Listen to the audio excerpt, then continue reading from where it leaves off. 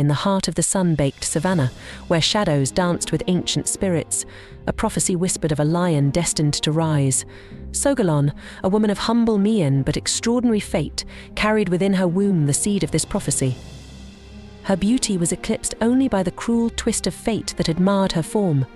Yet, in the depths of her soul burned a fire as fierce as the desert sun, a fire ignited by the promise of a son who would be king. Sasuma, the king's favored wife, a viper coiled in royal robes, saw in Sogolon a threat to her son's dominion. With a heart as black as the night, she plotted against the unborn, her malice a storm cloud gathering over the kingdom. But the fates were not to be denied. Sundiata was born, a fragile twig in a world of towering oaks. His limbs were weak, his body a burden he seemed unable to bear. Yet, in those luminous eyes, a spark ignited, a promise of a storm yet to come. As the years passed, the boy who could not walk became a legend in his own time. He crawled through the sands, his spirit unyielding as the baobab tree. The king died, and the prophecy began to unfold. Sasuma, her son now crowned, cast Sogolon and her child into exile, a cruel winter for the lion cub. In the harsh embrace of the wilderness, Sundiata grew, his spirit forged in the crucible of adversity. He learned the language of the wind, the secrets of the earth, and the art of war from the grizzled veterans of the desert. Years turned into an eternity. The kingdom withered under the iron fist of Sasuma's son, a puppet king dancing to the tune of his mother's malevolence. The land groaned under the weight of oppression, a silent plea for a savior. Then came the day when the lion roared. Sundiata, a phantom in the night, returned. His eyes, twin suns in the desert, held the promise of dawn. With a heart heavy with vengeance, and a spirit as vast as the sky, he gathered his forces, a mosaic of warriors from every corner of the land. The clash of empires was imminent. The stage was set for a battle that would echo through the ages. Sundiata, the once frail child, stood at the precipice of destiny, his hand outstretched to grasp the reins of a kingdom. The world watched with bated breath, for in the heart of Africa, a legend was about to be written in blood and glory. The air crackled with anticipation. The Soso army, a monstrous tide of steel and fury, clashed against Sundiata's forces, a tempest of human will. Sumanguru, a grotesque shadow of power, rode at the forefront, his laughter a whip that cracked across the battlefield. He had underestimated the lion, mistaking a spark for a flicker.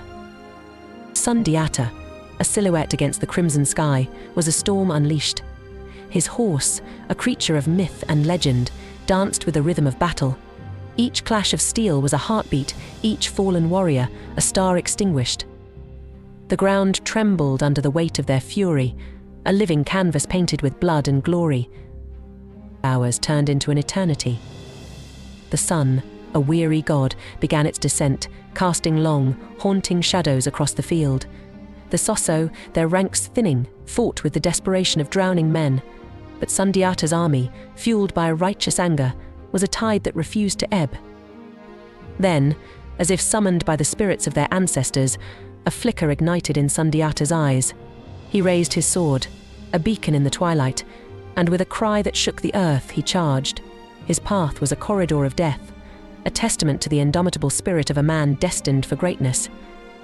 Sumanguru, sensing the tide turning, met Sundiata in a clash of titans. Their swords sang a deadly duet, a ballad of life and death. The king of Mali, his body a canvas of wounds, fought with the ferocity of a trapped lion. With a final, earth-shattering blow, Sundiata's sword found its mark. Sumanguru, the tyrant, fell, his reign of terror ended with a thud that echoed through the ages. Victory was a bittersweet symphony. The land was free, but at a terrible cost. As the first stars appeared, casting their silver light on the battlefield, Sundiata stood alone, a solitary figure against the backdrop of triumph and tragedy.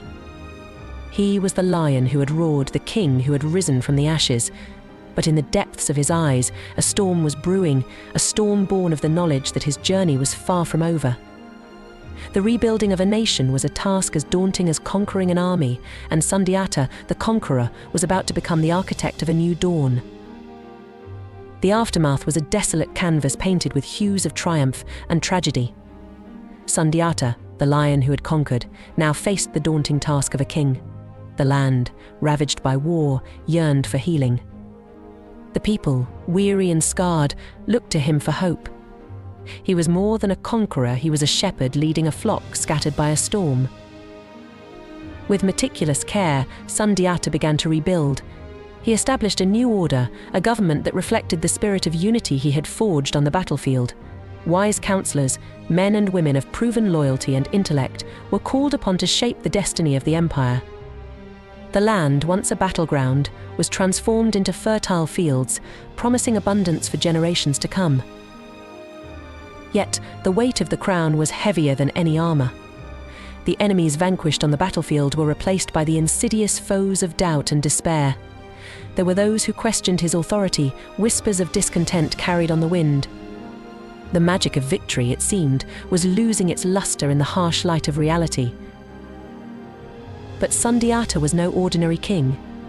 He was a man tempered in the fires of adversity, a spirit forged in the crucible of battle. He faced the challenges with the same unwavering courage that had led him to victory. He listened to the people, their voices a symphony that guided his decisions. Slowly but surely, the empire began to heal, its spirit rising like a phoenix from the ashes. And so, the legend of Sundiata evolved. From the warrior who had conquered a kingdom, he transformed into a statesman who built an empire. His name echoed through the ages, not just as a conqueror, but as a visionary, a leader who had shown the world the power of human spirit when united by a common purpose.